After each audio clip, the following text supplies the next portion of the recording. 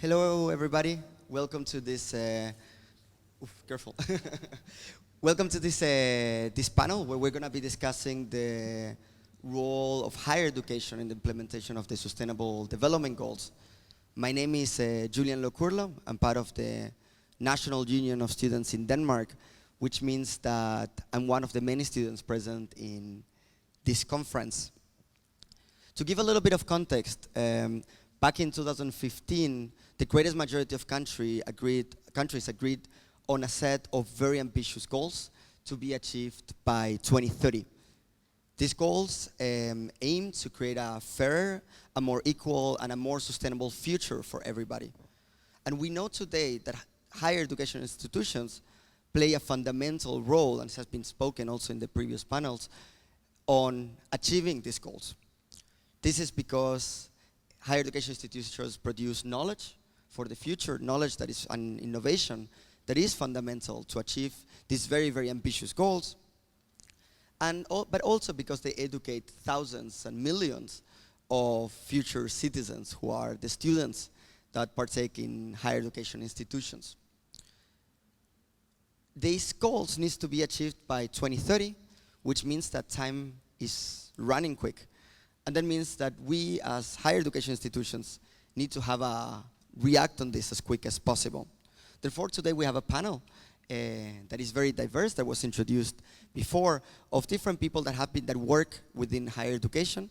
And all together we'll discuss a little bit what is the role of higher education in the achievement of the Sustainable Development Goals. So please give a very big hand to our four panelists here that we'll be discussing today.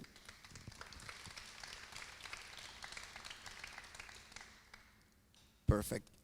I'm going to start with you, George, who you are rector of the Tbilisi State University. I want to start because, as I said before, living to the Sustainable Development Goals is not an easy task. We have 11 years left, and we have a lot of work to be done. That might mean that actually our higher education institutions might have to rethink many things, especially those that have existed for many, many years, and they have relied a little bit on a little bit more traditional ways of doing things. What actions need to be taken in order, or which reforms universities need to implement in order to live up or build a system that would ensure that that we can live up to the Sustainable Development Goals by 2030? Thank you for great question, actually. I believe that we have mission impossible, actually. We have half convince everybody and engage everybody to speak about leadership and sustainable development. It's not about 17 goals whatsoever. It's about the role of universities and role of society. And we're having the discussion for many centuries, I believe. Everything is changing, but the core is staying there because university has to have a leading role in development society, in organizing pressure when needed, and especially student groups, I would believe in that. And I think that our university, what is doing in a way, is trying to address those needs by organizing pressure. What we did so far, we initiated a very interesting thing. We changed constitution of our country and now have academic freedom and institutional autonomy as a constitutional principles. And that was done because of Tbilisi State University Pressure Group and our lobbying. It's one thing that we did. Another point is that governments should respond to the changing world, and they have to act more quickly. All of us, we know the situation nowadays with extremes, leftist, rightist, with all kind of turbulences in different countries. But despite of that, I believe that universities should stay the ground, and they have to be in service of community much stronger, and they have to voice up voices even stronger despite of this turbulent situation that all world is now in. And I think that what we did so far, again, it was a commitment of our government to spend 6% of GDP in coming 2 years on education and increase their participation in financing education and research. And that's another great achievement to my understanding. And that was done again because of universities' engagement and because of the pressure that was organized by universities and intellectuals. But do we need to change something in our current system? Or we should, if we keep doing as always, then we will reach the goal. Okay, thank you. Again, great question. And as an educator, educationalist, I would say that I would go back to previous discussion that we had this morning in this nice room, and that's about thing that we have to change. I don't believe in ratings, and I hate ratings, frankly say. I think that, well, sometimes politicians and sometimes parents do like ratings.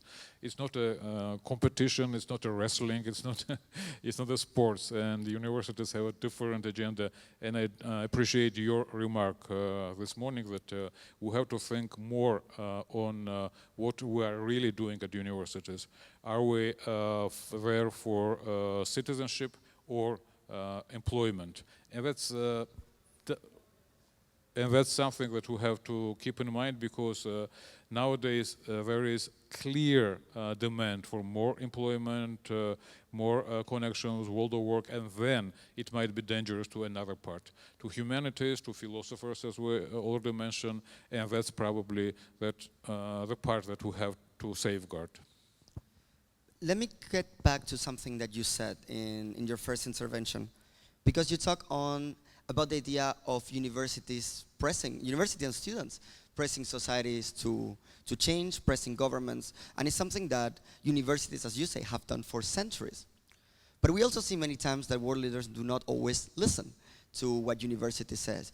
I think the most clear example of this is when you're finding world leaders who are climate skeptics, for example, that are saying climate change is not man-made, independently of the fact that universities, or like the wide majority of researchers, have been claiming otherwise. So we're in a situation right now that, again, the clock is ticking to reach the Sustainable Development Goals, and we have a lot of world leaders or very high-level decision-making people have decision-maker powers that decide, you know what, that thing that university says, I'm not really going to listen to that.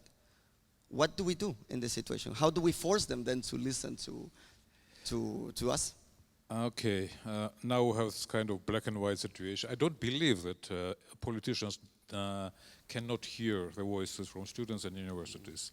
I simply don't believe in that. I think that in each and every country, in my country for sure, they're listening, and sometimes. But the point here is that in our case, in my country, almost 20% now of territory is devoted to national parks and reserves, which is a great thing. And that's a wonderful thing. Again, it was done on initiative of intellectuals and universities, and was done perfectly well. It was a resistance, of course, from business side, from economic side, etc., but it was done. 20 means something in my country, because 20% of Georgian territory is occupied by Russia, as we all know. Another thing that we did so far is to organize solidarity actions, and we're using networks in order to intervene and interfere when needed. And that's a great example when, per se, we're talking about climate change, about air pollution in city Tbilisi.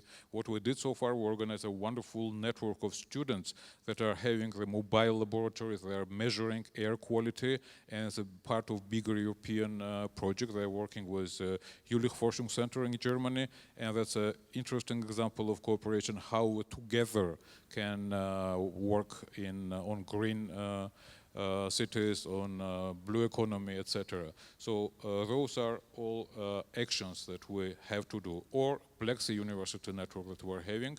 115 universities around the Black Sea united their efforts to create an observatory on SDG, and then to look how different countries are implementing or not SDGs. And that's a very important role that universities should play. And on that note, on the role of universities, I'm going to go to you, Michelle. And because I read your abstract, I also read your abstracts as well, but I think Michelle's abstract mentioned that the National University of Ireland, Galway, has this model of implementing sustainability in your education, in your university, by creating this model that is called Learn, Live, and Lead model. I think it's extremely interesting, and I would really like you to talk a little bit more about it and introduce a little bit more about it. By the way, Michelle, she's a research fellow in the National University of Ireland in Galway. Thank you very much. Hello. Okay. Thank you very much, Julian. Just by way of background, NUI Galway is the oldest and largest university in the west of Ireland. So we have 2,500 staff and 18,000 students. And I guess NUI Galway, like many universities right around the world, we face a number of challenges as we continue to develop ourselves into the future. We have the whole enrolment challenge, whereby we need to attract new students, meet the needs of a diverse range of students, maintain our competitiveness. We have the financial challenge. We have a decreased contribution from the Exchequer. We need to get more money from research. We need to keep our operating costs down.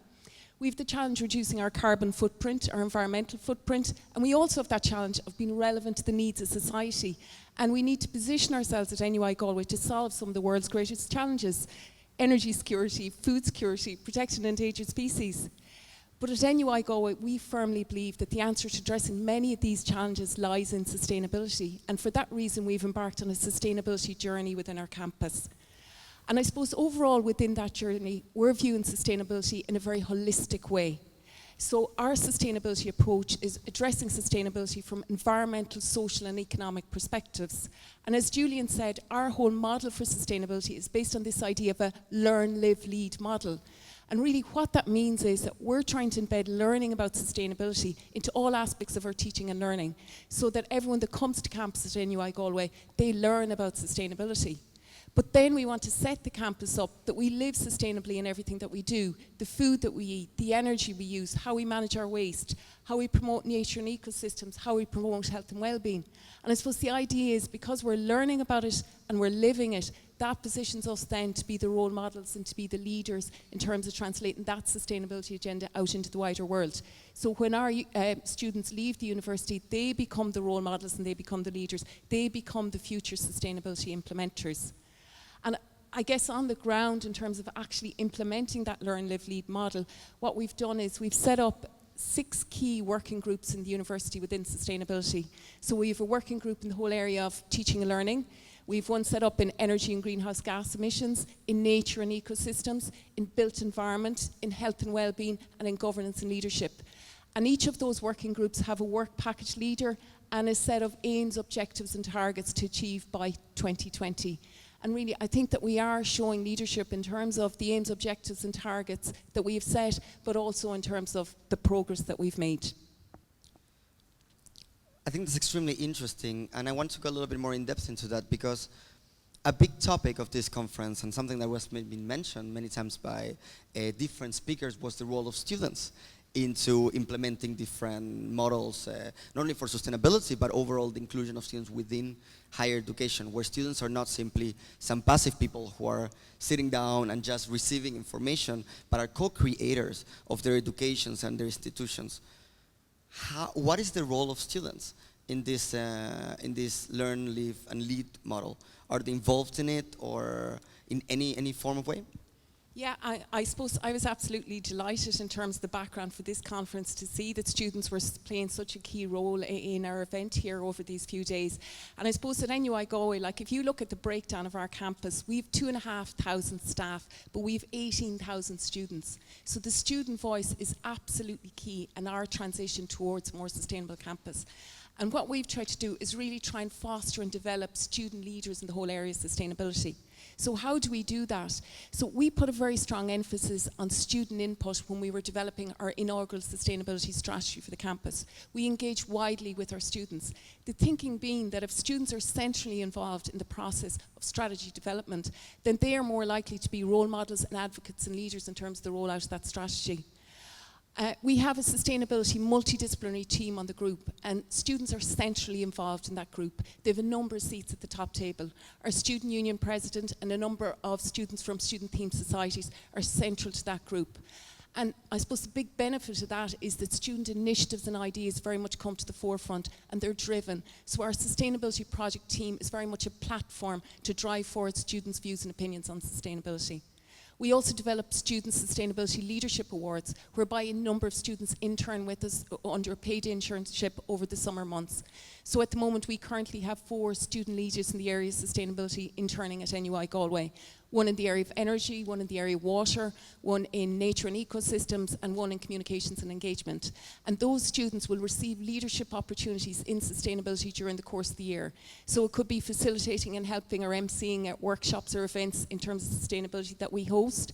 It might be a key involvement in orientation and induction in terms of new students that start with us. So the Student Sustainability Leadership Award Scheme has been very beneficial. And I suppose an important note about that award scheme is funded through the Student Project Fund that's led by the Student Union. So because students are actually funding it, then they're centrally involved and extremely interested in it.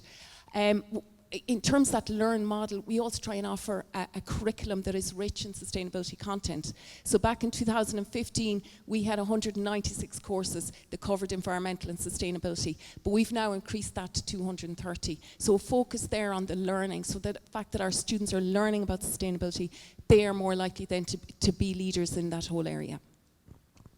What about the rest of the panel? How are you involving students in your universities? I know, George, you mentioned a little bit about it, but is there maybe you want to add something more? But it's a question to the panel overall. When you're developing programs on sustainability, when you're tackling the matters of sustainability, how are students involved into that, or do you think you should become better at that, for example? Question is open to all of you.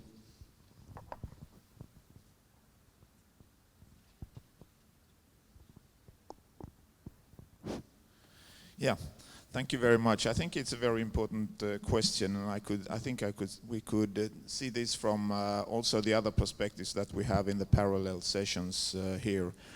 My story is a little bit different. I come from Malmö University, which is the newest contribution to the higher education landscape in Sweden. So we are about the same age as the Bologna process, only established in 1998, but in a very interesting setting. The city of Malmö is like a small United Nations, maybe the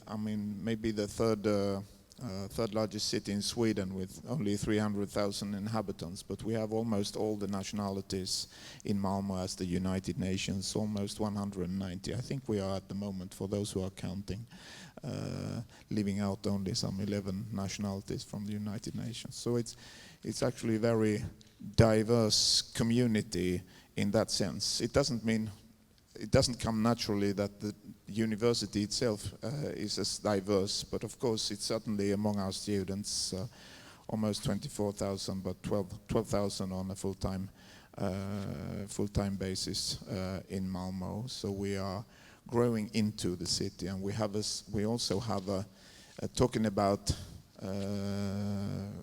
campus initiatives and so on. Our city as our campus, because we are in the middle of the city, which is also, of course, a challenge when it comes to measuring aspects of sustainability and so on. But I think one thing that we are trying to do very hard, and which is somehow also something that you may have talked about, because our prime focus in Malmö is also to look into the diversity of the student population, which has been a passion, I would say, from the start and onwards. And we have established something. Our former Vice Chancellor for Internationalization, the late Bengt Nilsson, established the concept Internationalization at home, which is somehow also very much related to sustainability, in the sense that if we have all the nationalities, we have all the cultural diversity, ethnic diversity, and all the diversities that we need already at home, at least at our university. So we must take the opportunity to involve students more and see the student population and how to involve them in the development of the curriculum and so on. Our big challenge, I would say, because there are a number of challenges, of course, with this, is also to have a more diverse staff, which is one of our challenges. About 2,000 staff in our university, but I would say more traditional profile of the staff. But we are happy we are in an expansion phase at the moment. We are happy to involve academic staff from all over the world. All right, but you have a big set of diversity in your university, correct? And And you're saying that you're looking into how you can involve much more students within the development of curricula and development of different programs. Do you have any specific ideas on how to do so right now? Or maybe something that you got inspired from this conference that you would like to come back home and say, like, let's implement that way of involving students in the process? I think very much goes in line with what is going on in many other places. I wouldn't say specifically. I mean, we have just recently established a university-wide advisory board on a sustainable university, which is in somewhere here also phrased as a whole institution approach. I think it goes very well in line with what you do, and that is what we are trying to do. I mean, matters of, and I can also say that very recently, now the last few weeks, we have developed in Sweden and has launched a common framework for higher education institutions on actions on climate change. 36 Swedish higher education institutions coming together on a framework for action on climate change, which are actually pinning down a number of ambitious goals, including, I mean, the role of students and so on in this one. So I would be happy to elaborate further on that at some point. That sounds very exciting. Actually, I will ask you to hold on the microphone, because then I will build up on this. Because, Michelle, you talked about the concept of living, right? It's not only the role of institutions is not only to teach and to research and to create knowledge, but it's also to be sustainable themselves. And this makes sense because, well, higher education institutions are very big institutions, are very big organizations. They employ thousands of people, they educate millions of students. If you put all together, they have a budget that is quite substantial. It's not enough, of course, it could be always more, but there you have a big level of responsibility as big organizations in society. And I think that's what your university is talking about when you're talking about living and saying it's not only to tell others how to be sustainable, but we need to be sustainable ourselves. So I wanted to ask you, Per, as rector of Malmo University, how can we as higher education institutions become more sustainable ourselves, not on the teaching part, but in the way that we organize ourselves as institutions and organizations? I think there is a number of things that comes to this, obviously. I mean, what we can do. I would, first and foremost, I mean, although sitting on a sustainability panel here, also stress the social dimension of things, also to engage in our community. And we talk about the different levels of engagement. And in our university, we don't necessarily talk about internationalization, we talk about global engagement. And I think our main role as a university is also to involve in engagement with other parts of the world, with other parts of Europe, but also other parts of the world. And that global engagement comes out of our own engagement, as I mentioned, comes out of our own engagement.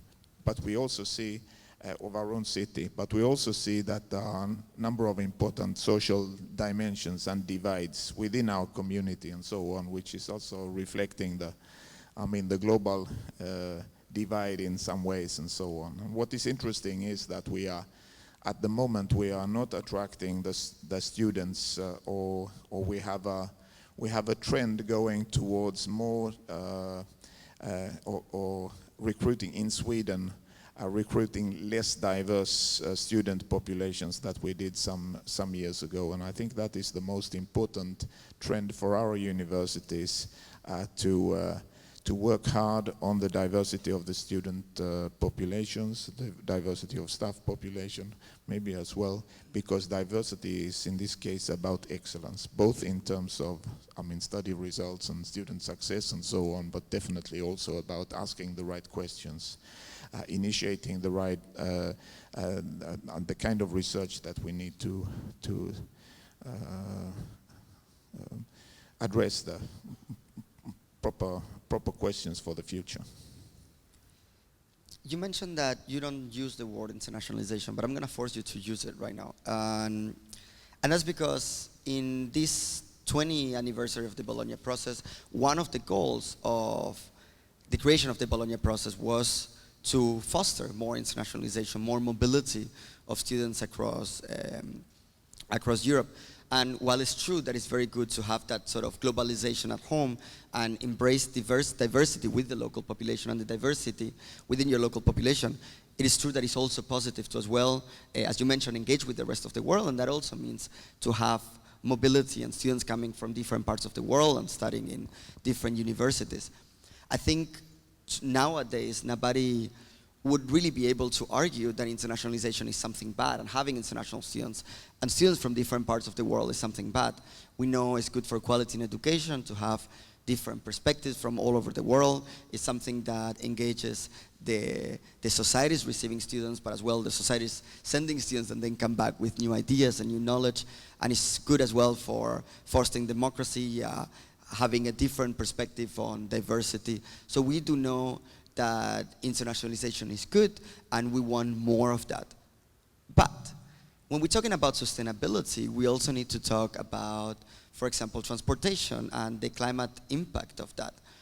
And one of the things that we know about internationalization is the more people are moving, it's also true that the more people will be taking some forms of transportation that might not be so environmentally friendly as planes, for example. Is there something we can do in this area that would not compromise the great achievements that we have gotten up to now in internationalization, but could make our models of internationalization a little bit greener? Or would you argue that, well, it is a small price, or it's a price that is worth to pay for the big outcomes that we get out of internationalization? Well, that's a huge question, of course, and I would love to hear more from the other panelists on this one.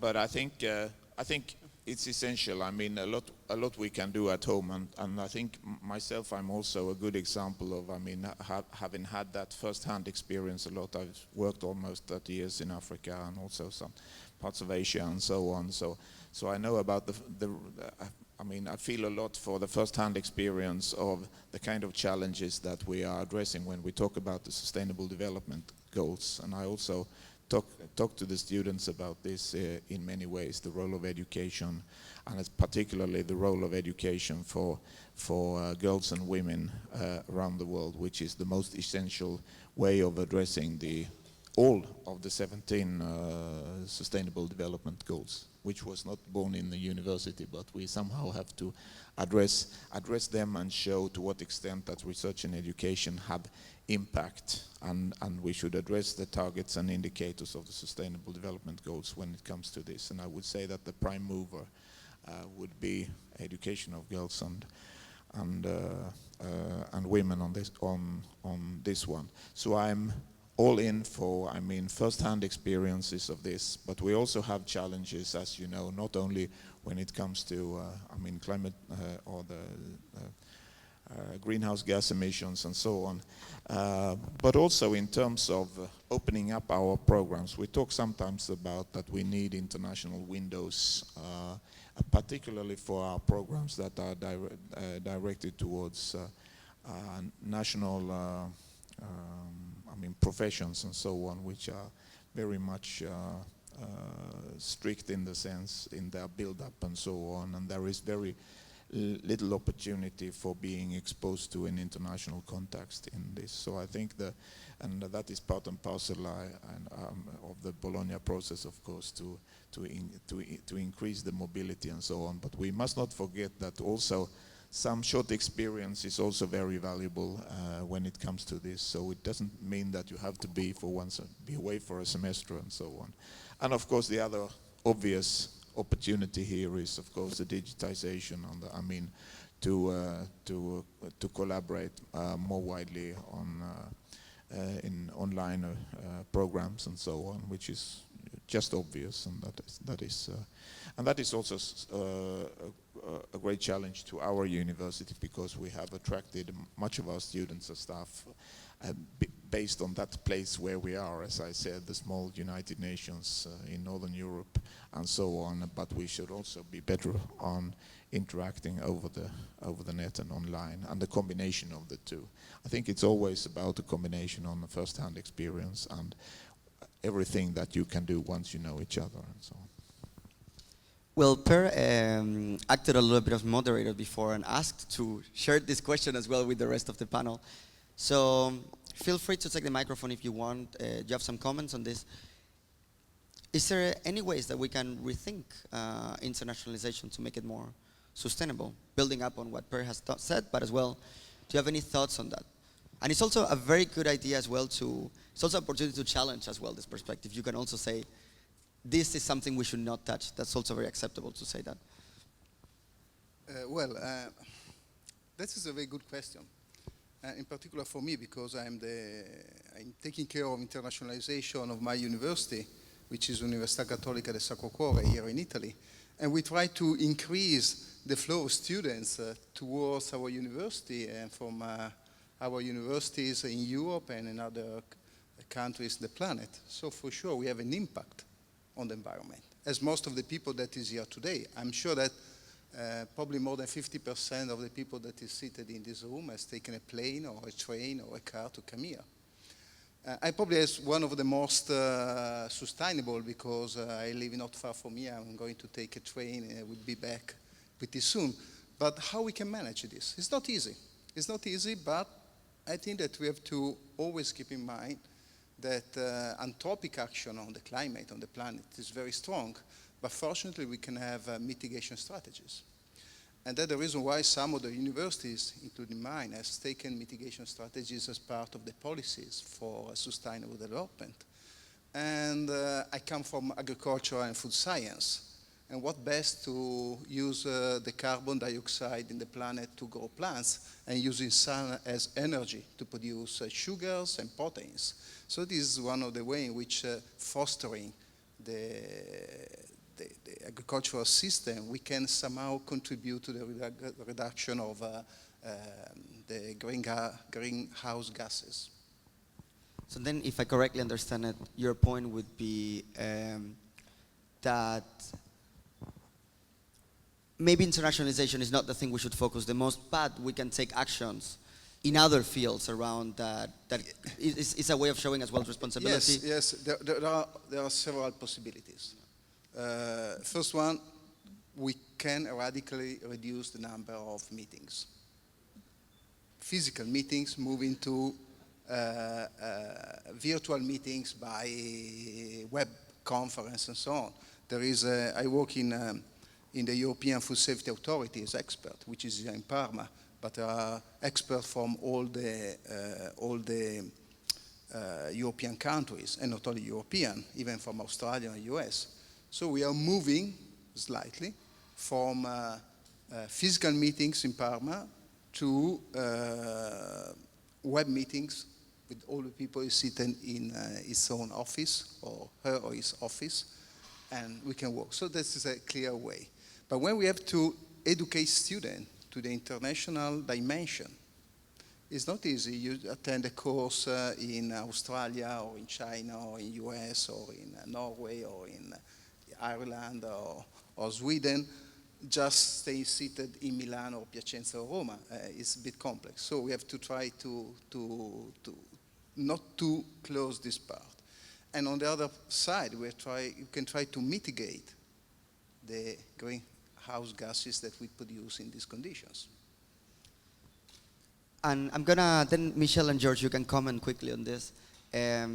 But I want to as well put an extra point that you can as well respond to that, because both of you mentioned the concept of digitalization and technology and the use of technology, and made different comments on that area, right? And I wanted to remind that we talked in the previous panel about the concept of tech prevention actions, on asking, well, you know, we can use digitalization for the greater good on many things, but is there some things that we say, this is really not helping, this actually make it worse and putting quality down? And I think might be a little bit, as I understand, a little bit where your comment could be on saying it's not physical contact can work better than being in Milano on an online meeting. Do you think that there is any forms of, if your answer will go in the direction of talking about using digitalization, is there any red lines we should not cross? And as well, please answer to the question that I asked before as well on internationalization. But if you could connect it to that, that could be very interesting as well.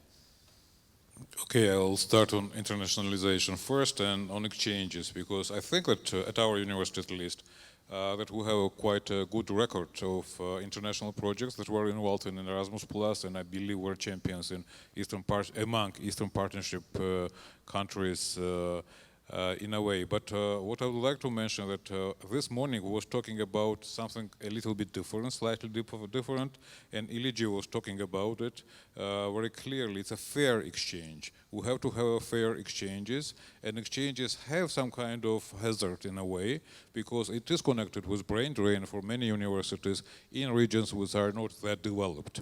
And that's something that we have to keep in our minds. And secondly, we're talking about era of, what all of us were moving to another point. Now it's a comprehensive technique that we're having and innovations, and we're moving very fast.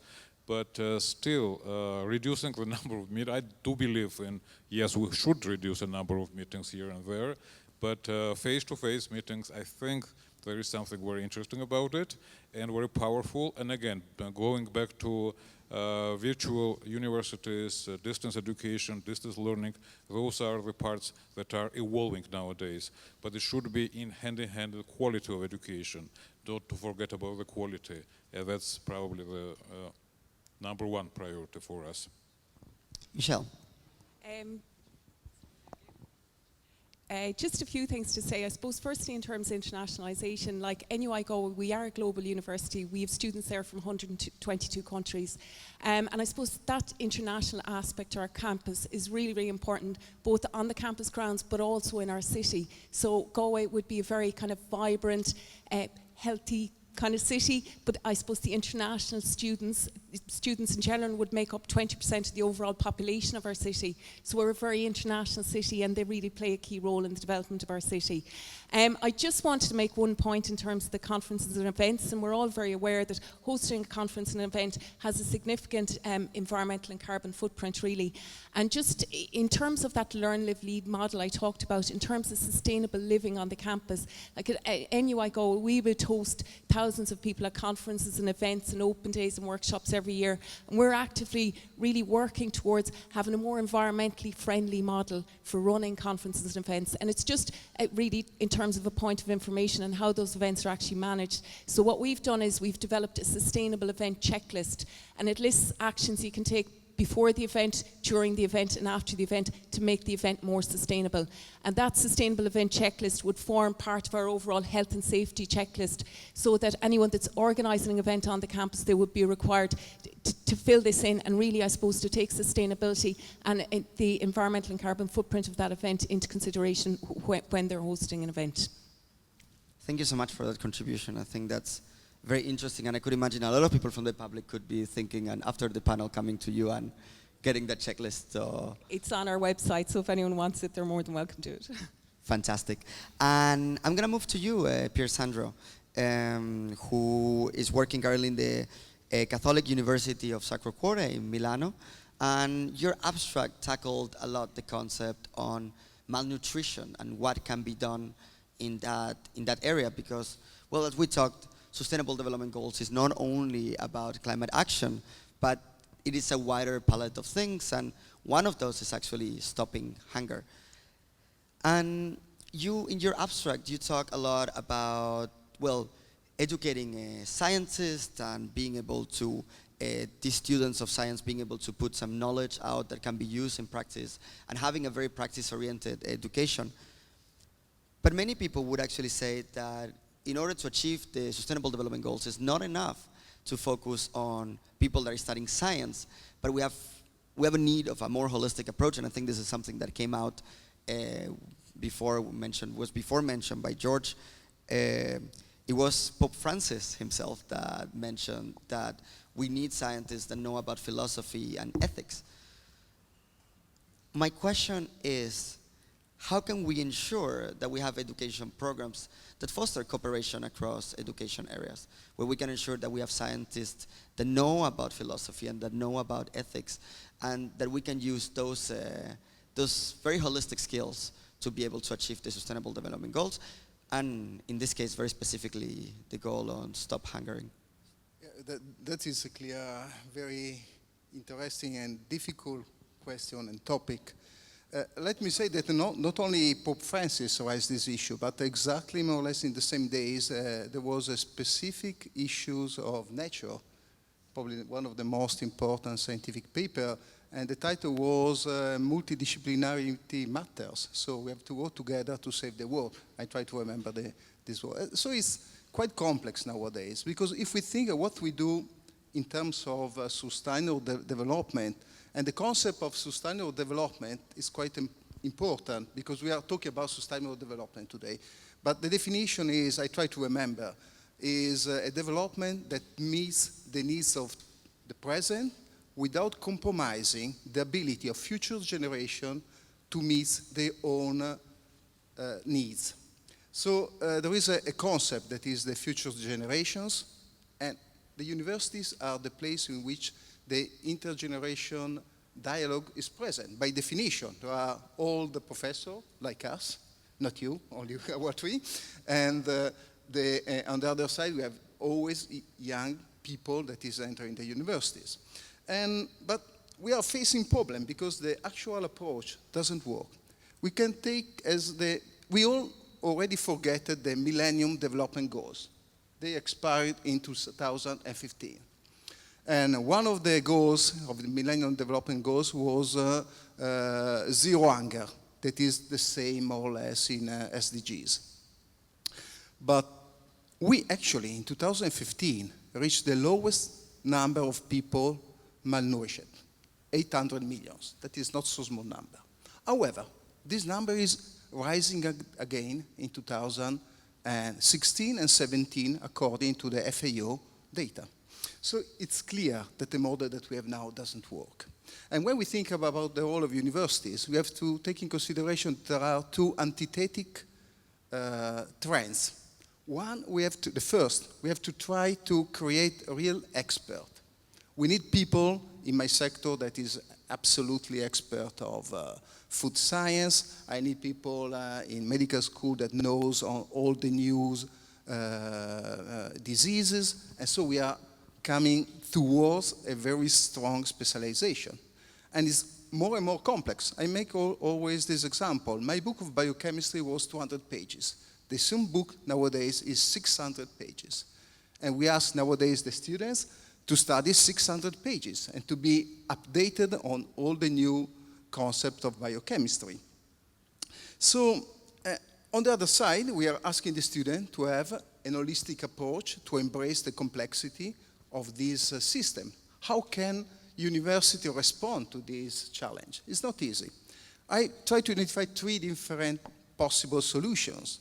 The first one, learning by doing. What Michel presented, what we are doing in our university. If you grow up in an environment where sustainable approach is part of your daily life, you use it when you move to other places. So that is very important. But there is a second part that is very important, that is to foster all the aspects of the human knowledge, and is introduce the transdisciplinarity in the different courses. But again, how can I train a food scientist that has a lot of knowledge to fill in a single brain, and in the same time try to put some concept about the ethical part? Ideally, I would expect that a student of political science should be able to manage the quantitative data. Decision-making, political choices, should be based on evidence, on scientific data. If you are thinking about the health of the people, about the democracy, we need all the data. We are in a society that is producing a mass of data every single day. Here in Bologna, there will be the new big computer hosting the big data produced in Europe. And so it's a big challenge to, on one side, to create this specialization, but on the other side, giving the instruments to people from human science to know some of the STEM, or at least what we can call the scientific approach, as well as for students from the STEM, which I hope is not what you said. You said something that, Hilige, that is a detrimental for the future. I don't hope so. I work in in life science, so it's part of STEM. I think it's not detrimental if we are able to infuse some of the concept about the ethical aspect and the influence. But there is also a third way, and is giving our students all the practical skills to work together. This morning there was someone talking about languages. Try to put a student of physics with a student of arts together. They have a complete different language. It's the same if I start to talk with people in communication or in philosophy. The same word in Italian or in English has a different meanings. So we should be able to educate and train the student to this common language. And the only way is to put together since the beginning. I was discussing with the rector of Bologna during the coffee break. This is not easy. For instance, several national systems limits the possibility of multidisciplinary or transdisciplinary training. And this is a strong limitation. And never forget that as university, we are evaluated on the basis of our result. We were talking about traveling of students. One of the criteria in national evaluation, how many students, what is the proportion of my student that is moving to other universities. So I can say to the Italian system to evaluation, no, I'm sustainable university, I don't want that they travel by plane and they have to walk up to Tubinga or to, as they do in the past, from Bologna to Tubingen for the clericals vagantes. So nowadays, we have to try to keep all these conditions together and give all the information to our students to be able to manage these big challenges that we have in front of us. I want to pick up on something you said in the very, very beginning of your comment on the concept of, if I pick it up right, on intergenerational responsibility, in the sense that is where different generations, that our education should respond to the challenges of the needs of the present without compromising the possibilities that we as students have in our future. Did I understand it correctly? Yeah. So, and then I want to ask a question to all of you, because before we were talking, somebody raised the question, before it was mentioned the comment on responsibility on research, and I want to talk to you on research right now. Right now, we have some challenges when it comes to our futures that didn't exist in the past. We're talking, I'm bringing up again the concept, for example, of climate change, where a lot of we know that the clock is ticking a little bit faster than what it used to be before, and the institutions have a responsibility to deal with that. However, often research that is being made by institutions are contributing not so positively into counteracting climate change. We also know that, for example, big companies could be funding often universities to research on how to drill more oil for profit, how to create new fracking systems. And do you think institutions have an intergenerational responsibility of updating their ethical guidelines to consider that maybe some forms of research that you have been conducting until now could be a little bit dangerous for the future of students and the future of our societies?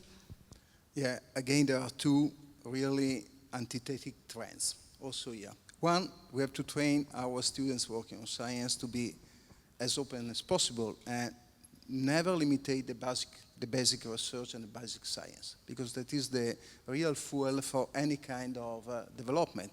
We are in a society which is empowered by science. We are in a society where, we here because we have a lot of microphone, my telephone can do something that it was not expected even 10 years ago, so is growing day by day. And this should be maintained, because I think personally, this is my personal opinion, that it's the only way for facing the huge challenges that we have in front of us, climate, hunger, is the new technologies. But we have never forget that science and technology are not neutral. It's not in my sentence, it's from Pope Francis. But I think it's important, because that's the reason why when we start a scientific work, we have always to train the newer generation of scientists to have an ethical perspective in their action. Because what I'm doing is for the benefit of few people or is for the benefit of all the population. And let me say that most of the time it's very difficult to predict in advance. That's the reason why there is a common trend in most of the universities in Europe, in the US, in Australia, and so on, to use this transdisciplinary approach, which is a new methodology, is a bit more than multidisciplinarity. Transdisciplinarity, it means that there is a new concept, a new methodology of joining together since the beginning all the different disciplines to solve a common problem. And that's probably an important part of the life of and the training of new scientists. Anybody else in the panel wants to comment on this? Maybe to add a couple of words, I would continue with transdisciplinarity in a way, because that's exactly the way that science probably should evolve in years to come. And I think that what we're talking about here, it's about research ethics at first, and there is, of course, a full set of understanding that research should be ethical.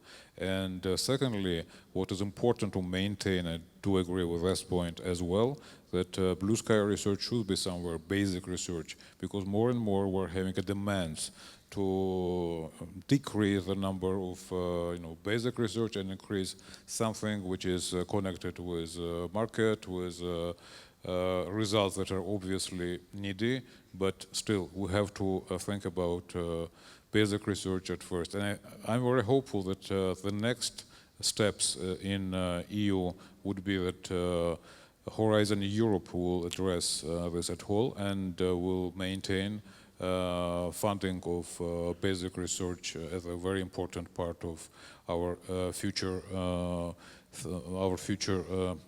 development. And last but not least, I would like to mention that we were talking about leadership for sustainable development, and in a way, research networks probably are the very strong argument for it. No single country and no single university is empowered enough. We don't have capacity, we don't have human capacity or financial capacity. We have to work together, and that's a very powerful message, that we have to stay together, we have to have a very strong and very modern networks. In a way, researchers should be united, and they have to work from different perspectives, from different disciplines, and that would probably ease the way out. Recently, we had a very interesting discussion with one of the founders of, fathers of sustainable development goals, Jeffrey Sachs, and we exactly was talking about the same idea, that probably the networks of researchers should be the driving force behind it. And that's that's a role of universities to strengthen those cooperations and to try to connect as much as possible. But just to bring it a little bit forward, because it's true that networks of, because now you were talking a lot about the roles of researching, of researchers themselves, right? But you as universities, you do also have a role. And what we see, for example, in the case that I know best is in the case of Denmark, for example, that actually universities would accept a lot of funding themselves to start projects that have to do with research on some areas that could be a little bit controversial. And of course, we shouldn't limit what people maybe, I understand the argument of saying, well, maybe we shouldn't limit what people is allowed to research, because of course we have academic freedom. But you as leaders of universities, if it would come a big oil company, I would say, we're going to give you all this funding, so you start this center to research how to get as much oil as possible from the North Sea. Do you think you have a role of saying, we're not interested in doing so? Or you will take it on and be like, well, that's still academic freedom? If I answer, I can make an example which is not oil drilling, because I don't know nothing about oil drilling, but I can talk you about genome editing. Mm-hmm. Genome editing is a new powerful technique to affect the genomes of living organisms. It's very simple, it's pretty cheap, and you need not too many competence to affect the genome of a bacterium, a bit more if you're working on a fungus, more if you're working with animals or humans. But you can do it, and always on plants. The technique is neutral, but the application is not. Where you use this, we can use this approach of genome editing. I can do in my lab. We are working on genome editing for research purposes on bacteria.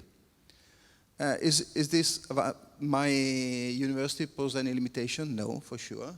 We are also doing that on plants. I have colleagues on plants genomics that are doing that and try to identify plants that can grow with less water and with higher temperature. Tomorrow we expect here in Bologna something like 38 degrees, so we should be ready to these climate changes. Part of the mitigation process is also to develop new plants that can grow even if the temperature is much higher and water is less.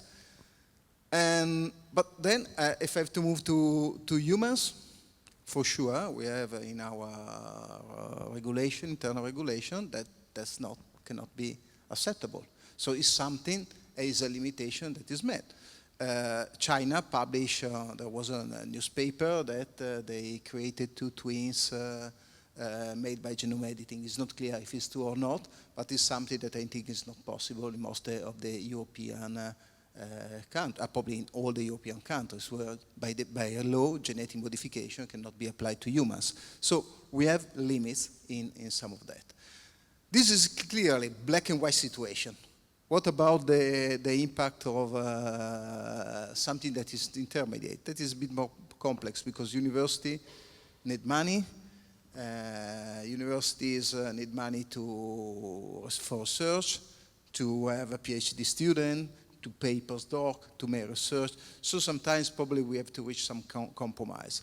But again, I think that there is a sort of continuous improvement process in which the idea of a sustainable approach now is really infused in most of our activities. Even the Horizon Europe program will be published soon, but it's clear that the trend has been already approved, I think, by the European Parliament. It's clear that there is a target, and this target is a sustainable development, but also with an ethical perspective. All right. Is there any other comment on this? Yes, please, Michelle. If I just could make one comment in terms of ethical and just the challenges that we faced in our university, but in 2017 our students led a very strong campaign to divest shareholdings in the university from fossil fuels, so divestment from fossil fuels. And I suppose as a group, our multidisciplinary sustainability project team, we're very keen then to implement an ethical investment policy, because the fact that we divested, we didn't want later down the line another group to come along and reinvest, etc. So we decided one of the targets in our sustainability strategy should be to implement an ethical investment policy. And we are, facing real challenges doing that because of that word ethical. And there are huge differences among students and staff in terms of what is ethical and what is not. And I suppose what we're trying to do is get around that word ethical in a way that we can have a kind of a responsible investment portfolio in the university. So I would coincide with the speakers in terms of ethical and the challenges around that. Mm-hmm. Fantastic. So I think if there's no more comments on this, do you have any comment? Fantastic. Just a brief one, because I like this conversation in that sense that we were starting out talking about that STEM education could be whatever now, detrimental. As a former head of science education, of course, I cannot say that it would be, but I think the things that we have discussed here sees that universities can really be a very good common ground for ethical discussions about how to use technology, what are appropriate technologies, discussions with the industry and with other, collaborating partners and so on. I think that is an essential role that we have. The example that we hear about genome editing is perfect in the sense that you don't listen to the scientific argument in that one, and we could have much more of good discussions around this. To me, my experience also, that is essential also to be able to address the goal when it comes to zero hunger. I could rephrase it into sustainable intensification and so on, but I think we all know what I mean here, that we need to drive the scientific argument in these discussions, but we should also be open up and be a forum for those ethical discussions. We don't do enough of that. That is our responsibility. Mhm. And I think that goes very in line of what has been mentioned through this in this day, right? On the mention of we need humanities, we need to discuss ethics, we need different perspectives because nothing works alone. We need an academic community that is diverse, so we can continue having these discussions in our institutions. We have a little bit of short time, but I'm going to open the floor for questions. We're going to take 2 or 3 questions. Does anybody want to say something? Yes. Is there anybody with a microphone that could pass it? That's not the case. I'm gonna run with this one then, downstairs. I would like to make a question about student helpers. In Canada and in England, they don't remain students just to advisor boards, but also participate in, because they don't have many employees, faculty, to enter the training to help other students, peer helpers. That's why they call it peer. They peer also to exercises, exams, and also they call volunteering in many aspects.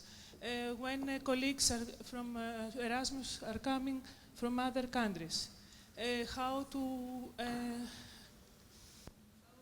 settle down in the hosted country, the cultural habits, and they help about environmental aspects of the community, university community. Do you involve more students, or just remain to advisory boards? Is there anybody has another question? So we have a microphone here. Anybody has another question? Otherwise, we're going to take this one.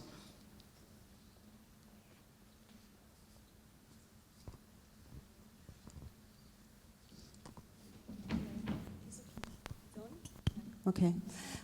First of all, thank you for the very interesting panel. So the question is, the answer could be very short, maybe in one sentence. How our panelists see the future of the higher education agenda? How the higher education field would look like, in your opinion, in 2030, considering all the issues you mentioned, the competition, institutional competition, competition to resources, competition to the challenges that are surrounding the universities. Just in one sentence, 2030, how it looks like. Fantastic. So we have 2 questions. One is about the future, and one is about student involvement and how you're doing it. We have very short time, so you will have to be very sharp and precise. And I think, yeah, first come, first served. Who wants to take the microphone? Michelle. Just in terms of the second question, you wanted a very short answer, but in my view, sustainability is about learning, it's about living, it's about leading, and I think that's the future for it. And then in terms of involving students on the ground, hands-on on the campus, we very much use a 4-step approach. So we get out there and we generate awareness as to what sustainability is and why it's important. Then we reach out to students and look for their input and their ideas in terms of what we need to do to develop a sustainable campus. But a key point that's working really well, the 3rd step, is implementing student-led demonstrator projects. So students tell us the projects that they're interested in, and we help them set up those projects. And that's everything from Battle of the Buildings to plastic-free to whatever it is that they are interested in, running those student-led demonstrator projects and involving students centrally in strategy development. They would be my points on it. Thank you. Fantastic. Anybody else wants to answer? Pier Sandro. To the first question, student engagement is fundamental. It's fundamental taking into consideration the differences that we have. We are teaching in Milan as well as in the middle of Amazonia, and we have always tried to use a bottom-up approach. So listen what is the willing of the students and try to engage them in all the strategies for sustainable development. About the future, I think there are few words that we already heard this morning. One is creativity. We have to be as creative as possible. We have to be flexible. And never forget that being a scholar or professor at university is probably the best work that you can find, the best job you can find in the world, because we are every day in contact with younger generation that really stimulate us to find new solutions. George? I would add to the first question that yes, student engagement must be there, and we have student projects as well. Students are participating. We have 30% of our students sitting in Senate, and they are making decisions in a way, and it's very powerful presence, by the way. And on the second question, it's very difficult to answer, but I think that we have a very we was talking about the numbers, and numbers are increasing. So in a way, we're having the second wave of massification of higher education. In my understanding, either there is very good points for it, but there are some dangers. And I believe the danger is on the quality side. And we have to care about quality and how we'll really absorb the numbers, increasing numbers of students in years to come. That would be my concern. Ampere, you get the last word. All right, I also want to address both questions. The first one about how to engage the students, and particularly the international students. Our challenge is not, the international students are very much engaged in their own education and to develop it and so on. Our problem is our national students, actually, because they are too busy having jobs and raising families and so on. But the international students is a very important part of our student community when it comes to so that is a challenge that we have in Sweden, actually. About the other one, and of course one sentence, I don't know, but I would like to see that we open up our universities, open up for diversity of perspectives and so on, but also that we are not just an institution where you come and you fill up and so on, but you come back over and over. And then I talk, of course, about lifelong learning and so on. We have a much more wider approach when it comes to the lifelong learning from early years to the end. Okay, thank you. Thank you so much for your participation. There's been a panel where we have actually discussed many different things. We have talked internationalization, we have talked a lot about ethics, digitalization, we have talked about the future, about student involvement. And I'm very thankful for your participation and your very good and sharp answers. So everybody please give a very big hand to the panelists. And everybody thank you so much.